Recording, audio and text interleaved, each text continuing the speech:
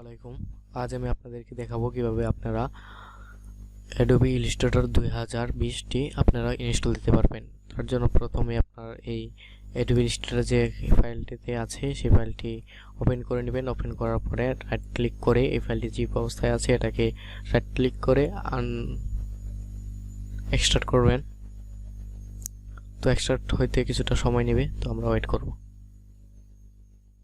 তো আমাদের এই ইলাস্ট্রেটর জিপ ফাইলটি আনজিপ করা হয়ে গেছে। তো আমরা এই আনজিপ ফোল্ডারে ঢুকবো। ঢোকার পরে এখানে সেটআপ যে ফাইলটি আছে এটাতে রাইট বাটন ক্লিক করে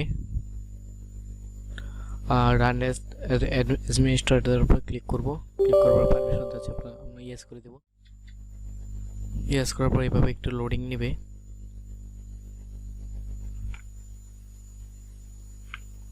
তারপর এখান থেকে কন্টিনিউ করে দিবেন। তো এখানে অলরেডি 5% হয়ে গেছে, এটা 100% হয়ে যাওয়ার পরে এটা প্রপারলি ইনস্টল হয়ে যাবে। ততক্ষণ পর্যন্ত আমরা অপেক্ষা করব। তো অলরেডি আমাদের সফটওয়্যারটি ডাউনলোড করা শেষ। এখান থেকে ক্লোজ করে দেব। ক্লোজ করে দেওয়ার পরে এই ফাইলটিও ক্লোজ করে দেব। তারপর স্টার্ট বাটনে ক্লিক করে আমরা এটিকে ওপেন করে নিব। তো লোড নিতেছে, প্রথমবার একটু ওপেন হতে সময় নেই, তো আমরা অপেক্ষা করি।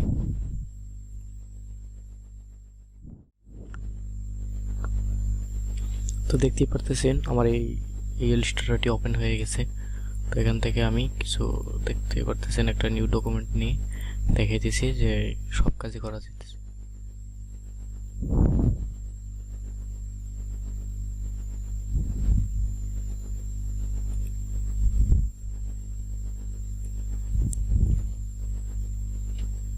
একটু শেপ নিব।